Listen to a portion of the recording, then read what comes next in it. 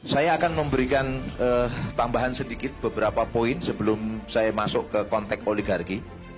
Yang pertama, catatan saya bahwa ibu kota negara itu nanti membutuhkan listrik berarti. Listrik itu ternyata akan disuplai dari PLTA Sungai Kayan yang ada di Kaltara, yang kemarin beberapa waktu yang lalu sangat dibangga-banggakan Jokowi di pertemuan Glasgow di Inggris, bahwa ini adalah energi baru terbarukan. Tapi yang perlu kita catat adalah siapa yang memegang investasi di tempat itu. Itu yang harus menjadi penting buat kita, bahwa investasi besar di tempat dulu adalah dari China Power.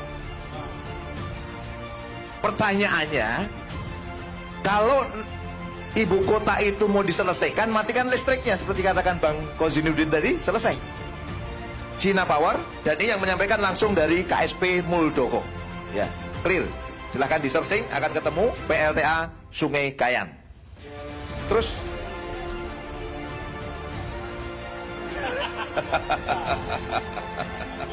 PLTA Sungai Kayan.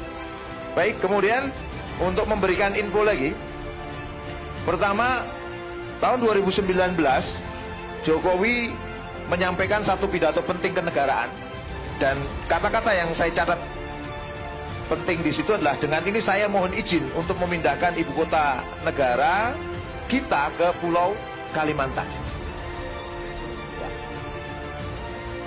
Aneh yang saya katakan, konteks apa yang menyebabkan Jokowi kemudian mengatakan demikian? Apa landasannya mengatakan demikian? Apakah telah ada persetujuan antara eksekutif dan yudikatif untuk memindahkan ibu kota ke Kalimantan? Tidak ada. Ini juga pelanggaran hukum, Bang. Tambah-tambah hukum sama sampean ini ya. Nanti perlu dikuatkan lagi, saya pikir. Laporan lagi. Ya, begitu. Ini pelanggaran hukum berikutnya. Kemudian alasan-alasan yang disampaikan Pak Jokowi. Satu, alasan bencana yang sering menerpa Jakarta. Pertanyaannya, Jakarta sering banjir. Di sana sering banjir nggak? Sering banjir juga. Pindah banjirnya di sana, itu kan. Kemudian yang kedua, pemerataan pembangunan. Ini yang menarik. Data yang saya tulis langsung dari Indef, yang disampaikan langsung oleh Rizal Taufikur Rahman, Head of Center of Macroeconomic and Finance Indef. Dikatakan bahwa ada yang mengatakan bahwa waktu itu kenapa harus pindah ibu kota, karena Jawa itu lebih banyak mendapatkan PDB, sementara di sana lebih rendah. Ya. Pemerataan apa yang akan disampaikan di sana? Hasil penelitian dari Rizal Taufikur Rahman disampaikan di situ oleh Indef, bahwa pemindahan kota ke Kalimantan itu dalam jangka pendek hanya akan meningkatkan pendapatan sekitar 0,02% dalam jangka pendek.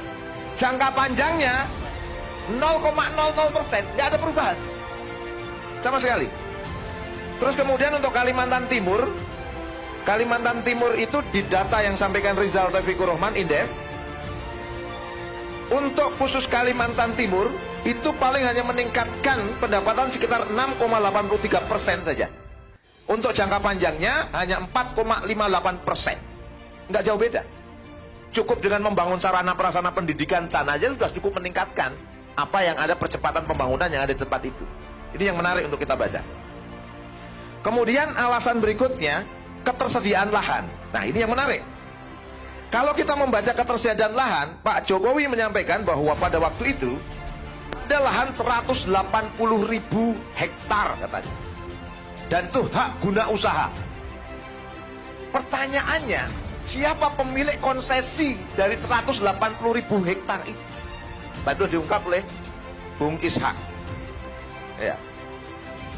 Sukanto Tanoto, Hasim Joyadikusumo, IT Kartika Utama, sama yang kedua adalah PT yang dimiliki Sukanto Tanoto. Nah, ini clear kalau kita lihat. Yang menarik lagi, tahun 2019 itu meminta lahan sekitar 180 hektar, 180.000 hektar.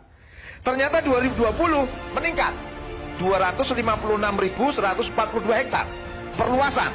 Ternyata perluasan itu menambah beberapa perusahaan tambahan. Salah satu perusahaan yang terus adalah PT Perkebunan Kaltim Utama 1 di utara kecamatan Muara Jawa, kemudian PT Kutai Energi. Ya, yang ini adalah anak perusahaan dari PT Toba Sejahtera Group. Ya. Ini yang cukup menarik untuk kita baca. Tahun 2020 nambah luas lahan untuk menambah ini.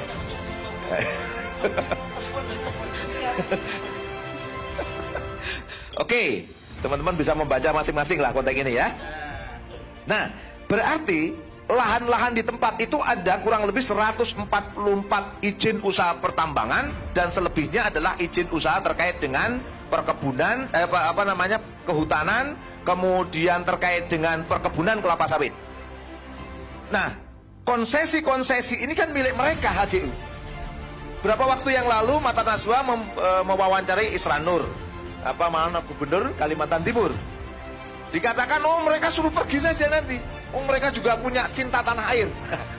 Saya juga katakan bahwa swasta itu bicaranya cuan. Sekarang mereka suruh pindah dari HGU itu, balasannya apa? Pastinya begitu dong. Makanya muncul spekulasi bahwa itu nanti akan diganti dengan gedung-gedung yang ditinggal setelah dari Jakarta misalnya, atau digantikan dengan izin-izin usaha di tempat-tempat yang lainnya. Artinya ini kembali oligarki lagi yang bermain konsesi ini. Ya. Kemudian kalau kita membaca lagi, Jokowi menyampaikan bahwa mendapat dukungan penuh dari masyarakat lokal di sana. Ini sangat mengerikan sekali. Hampir undang-undang ini, rancangan undang-undang IKN ini, kurang sekali partisipasi masyarakat. Konsultasi publiknya sangat lemah sekali. Seberapa banyak orang-orang terdampak, masyarakat terdampak yang diajak bicara? Nelayan, petani, pekebun. Apakah sudah banyak yang diajak bicara tentang ini? Nelayan-nelayan yang di Teluk Balikpapan, itu sekian banyak orang. Terus kemudian para penggiat-penggiat alam, apakah sudah diajak bicara? Hampir sangat sedikit sekali. Bagaimana mungkin dari tanggal berapa berarti ya? Surprise itu masuk itu tanggal 29 September 2021. Terus sekarang berapa banyak yang tahu tentang hal ini? Seberapa banyak melakukan konsultasi publik? Konsultasi publik ke kampus-kampus dong. Masyarakat petani aja di kampung-kampung datangnya ke kampus-kampus. Boro-boro bisa mendapatkan pandangan-pandangan dari mereka. Sementara mereka yang akan mendapatkan dampak dari ini semua. Salah satu dampak yang akan muncul adalah banjir itu tadi. Kenapa banjir? Sederhana saja. Saya ingin menggambarkan begini. Kita tahu bahwa lahan 180.000 hektar itu sebelumnya adalah hutan tanaman industri dan juga hak pengelolaan hutan, HPH. HPH sudah membabat semua hutan, digantikan dengan hutan tanaman industri. Artinya wilayah itu sudah tidak mampu secara maksimal menjadi catchment area. Catchment area itu berarti kalau hujan turun bisa nyerap. Apalagi ditambah tanahnya tanah batu bara, tanah liat, tanah lempung, tanah berpasir, sulit untuk menyerap. Sudahlah pohonnya berkurang, sudahlah kemudian diganti hutan tanaman yang serepannya kurang, itu sudah menyebabkan banjir hari ini. Belum ada ibu kota baru ya. Belum ada ibu kota baru sudah banjir. Gimana nanti kalau muncul ibu kota baru? Tentu banjir akan semakin. Ini yang sangat mengerikan sekali kalau kita baca dari sini. Nah, oleh karena itu, kalau kita baca konteks ini, maka siapa yang akan diuntungkan dari konteks ini? Pertanyaannya. Konsesi yang miliki hak guna usaha siapa? Kemudian yang kedua, proyek-proyek. Mulai dari proyek untuk pengadaan air, nanti proyek untuk pembangunannya, proyek-proyek yang lainnya, termasuk juga nanti siapa yang akan dapat untung pelabuhan dari lalu lalang. Satu pintu saja. Satu pintu untuk lewat sampai ke calon ibu kota baru itu. Satu pintu saja, yaitu melewati apa yang disebut dengan Teluk Balikpapan. Dan yang punya pelabuhan itu hanya dua tadi saja. Grupnya Hasim, grupnya Tanoto. Terus siapa sing untung kira-kira dapat pelabuhan yang enak gitu. Lalu lalang. Dia yang kuasai di situ. Ini yang cukup menarik untuk kita baca. Oke, kemudian kalau kita lanjut diskusi kita, selain proyek-proyek yang semakin ditambah, itu nanti juga muncul penunggang-penunggang gelap, saya mengatakan. Kenapa? Bayangkan, ibu kota baru tetapi memiliki 10 bagian-bagian yang di situ itu saya menganggap terlalu beban buat ibu kota baru. Ada smart city, ada kemudian wilayah agroindustri, ada wilayah lagi untuk industri energi baru terbarukan, motor listrik akan ada di situ. Terus kemudian nanti ada wilayah-wilayah yang isinya ada 10 area. Ibu kota yang jumlahnya hanya sekian hektar dibebani dengan 10 beban. Sekarang pertanyaannya, siapa yang meminta 10 tadi itu? Ini yang saya katakan kemungkinan ada penunggang-penunggang gelap. Tentu penunggang gelap bukan Rizky Awal, bukan Bang Edi. Tetapi penunggang gelap ini sangat besar kemungkinan adalah oligarki. Oke. Kemudian yang keempat itu adalah terkait dengan pendanaan. Pendanaan tadi sudah disampaikan, APBN paling hanya sekitar 89 triliun. Sementara kebutuhannya 466, kemungkinan akan meningkat 3 kali lipat. Pertanyaan, dari mana itu nanti akan diambil? Skema yang dibangun sekarang ini adalah skema namanya KPBU. Ya, ini yang menjadi pertanyaan banyak kalangan ini. Ya, kerjasama antara pemerintah dan badan usaha. Ini seperti konsep public-private partnership. Bagaimana kepentingan-kepentingan publik diserahkan kepada swasta. Pertanyaannya, ini nanti akan membebani APBN atau tidak? Ujungnya ya tetap harus yang bayar APBN. Ini yang menjadi pertanyaan. Apalagi kalau nanti sistemnya sewa di tempat itu. Bayangkan, pemerintah harus sewa gedung di tempat itu, sewa tempat di tempat itu. Di mana kedaulatan kita, kalau kita katakan. Nah, inilah sistem oligarki. Pertanyaan kita, oligarki ini muncul dari konsep apa sebenarnya? Oligarki ini muncul dari konsep apa? Ini harus dicatat secara khusus. Oligarki itu muncul dari sebuah konsep yang bernama kapitalisme. Kapitalisme inilah yang sekarang sedang menggerogoti negeri ini dan seluruh dunia. Dan pola-pola kapitalisme ini sedang dilakukan juga di negeri ini. Jadi kalau negeri ini dikatakan negeri Pancasila, menurut saya tidak tepat. Negeri kapitalis menurut saya. Negeri ini negeri kapitalis yang akhirnya melahirkan oligark.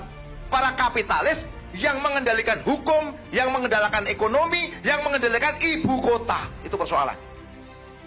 Nah, sistem ini rusak, saudara-saudara. Lahir dari sekularisme, pemisahan agama dari kehidupan. Kenapa hari ini ada moderasi beragama misalnya? Itu sebenarnya untuk menutup-nutupi penjajahan kapitalisme oligark. Jadi saya katakan, moderasi beragama itu sekuler. Saya katakan, kira-kira apa? Moderasi beragama itu apa? Sekuler. Untuk menutupi apa? Penjajahan kapitalisme oligark, saudara-saudara. Takbir. Apa yang saya katakan? Ganti rezim, ganti sistem. Apa sekali lagi saudara-saudara kalian? Ganti rezim, ganti sistem. Kesempatan yang baik ini, saya aktivis 98 yang sangat senang dengan syariah. Saya tawarkan syariah Islam untuk negeri ini lebih baik. Assalamualaikum warahmatullahi wabarakatuh.